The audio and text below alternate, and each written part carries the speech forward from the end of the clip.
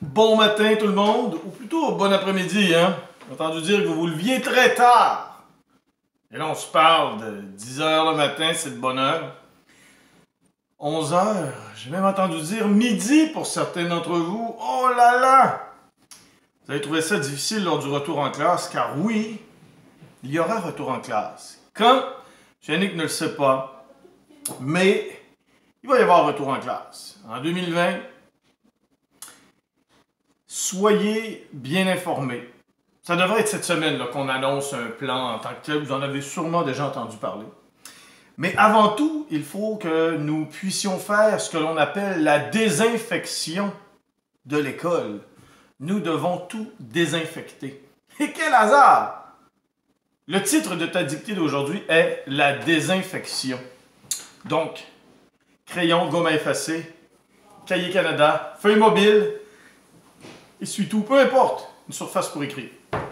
Le titre, la désinfection. Est-ce qu'on doit désinfecter la barbe de M. Yannick? Bien sûr.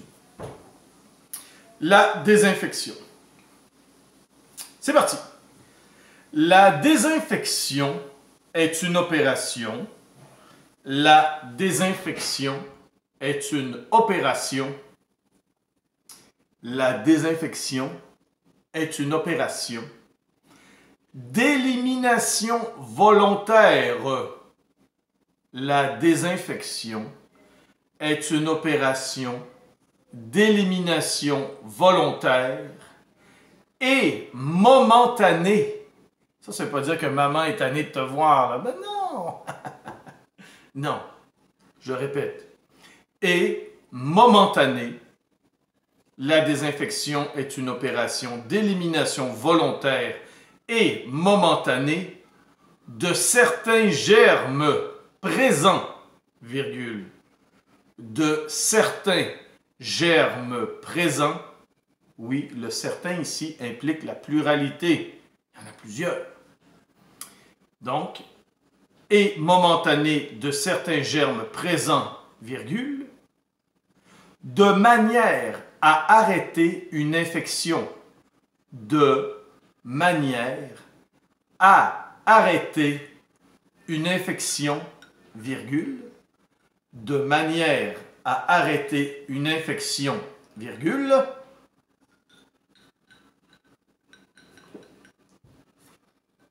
à prévenir le risque, à prévenir le risque, à prévenir le risque ou d'éviter une surinfection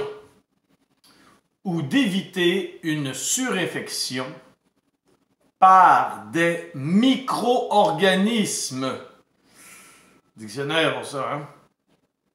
Ou d'éviter une surinfection par des micro-organismes, donne un indice, micro, trait d'union, organisme. Il y en a plusieurs en passant. Ou d'éviter une surinfection par des micro-organismes ou virus pathogènes et indésirables. Point. Je te répète cette phrase, elle est d'une complexité mirobolante. Et elle est longue. C'est la première en plus. La désinfection est une opération d'élimination volontaire et momentanée de certains germes présents, de manière à arrêter une infection, virgule, à prévenir le risque ou d'éviter une surinfection par des micro-organismes ou virus pathogènes et indésirables. Point. Phrase suivante. La désinfection implique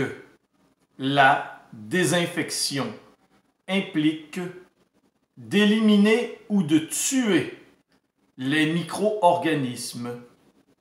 La désinfection implique d'éliminer ou de tuer les micro-organismes responsables. La désinfection implique d'éliminer ou de tuer les micro-organismes responsables ou de rendre inactifs les virus.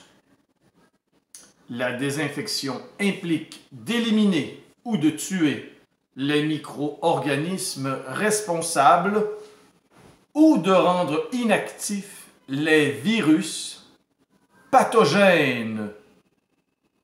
Les virus pathogènes responsables de la contamination. Point. Je te répète cette phrase, dictée très complexe aujourd'hui.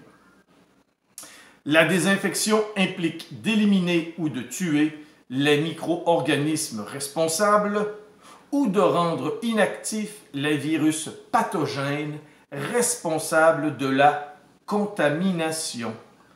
Responsable de la contamination. Fais tes accords d'adjectifs là-dedans. Point. Phrase finale. Eh oui, il y en a qui sont essoufflés, là. Hein? Au niveau de la santé, virgule. Au niveau de la santé, je suis Yannick à très soif aujourd'hui. Au niveau de la santé, virgule. Au niveau de la santé, virgule. Il est fortement recommandé, au niveau de la santé, virgule, il est fortement recommandé de ne pas ingérer, au niveau de la santé, virgule, il est fortement recommandé de ne pas ingérer un liquide désinfectant. Il est fortement recommandé de ne pas ingérer, c'est-à-dire boire, un liquide désinfectant en guise de médicament, point final. Au niveau de la santé, virgule, il est fortement recommandé de ne pas ingérer un liquide désinfectant en guise de médicament, point final, mon cher Donald. Si tu ne comprends pas celle-là, tu peux demander à tes parents. C'est ce qui termine la dictée pour ce lundi, le 27 avril, effectivement. Prends le temps de te corriger, appuie sur pause, dictionnaire Becherel, tous les instruments, tournevis, marteau, si. Si tu n'en as pas, ce n'est pas grave, car on continue avec le numéro de maths. On parle d'arrondissement aujourd'hui. A. Tu dois arrondir le nombre 488 à la dizaine près. Arrondir 488 à la dizaine près. B. Tu dois arrondir 527 à la centaine près. 527 à la centaine près. C. Tu dois arrondir 12 694 à l'unité de 1000 près. Arrondir 12 694 à l'unité de 1000 près. D. Tu dois arrondir 25 648 à la dizaine de 1000 près. Donc, tu dois arrondir 25 648 à la dizaine de 1000 près. Et maintenant, E, aucun rapport avec le fait d'arrondir. Tu dois me trouver quel est le quart de 64. Quel est le quart de 64? C'est ce qui complète maths. Fil des temps maintenant, ou pour ceux qui proviennent d'une autre école, Histoire du Québec. On se parle de bourgeois ou ouvriers. Bourgeois, c'est ceux qui avaient un peu plus d'argent, les grands patrons de compagnie, et les ouvriers, ceux qui travaillaient dans les usines. Donc, pour qui étaient les activités que je vais te nommer? Excellente. Une eau limpide, encore meilleure dans un verre. Darth Vader, bien sûr. Donc, tu réponds par bourgeois ou ouvrier. Si tu es peut-être un peu paresseux, tu peux répondre B ou O. Les voyages aux États-Unis, bourgeois ou ouvrier? Et là, on parle de l'époque. B, le travail à l'usine. C'était pour qui, ça? Le travail à l'usine. Le travail à l'usine. C, assister à un concert, comme l'opéra, par exemple, ou la musique classique. D, les études universitaires. C'était pour qui, ça? Et E, attention, travailler plus de 48 heures par semaine. Qui faisait des semaines de travail? Ça incluait le samedi. Semaine de travail de plus de 48 heures. C'est ce qui met un terme à ce quiz du lundi. On se donne rendez-vous demain pour le quiz du mardi.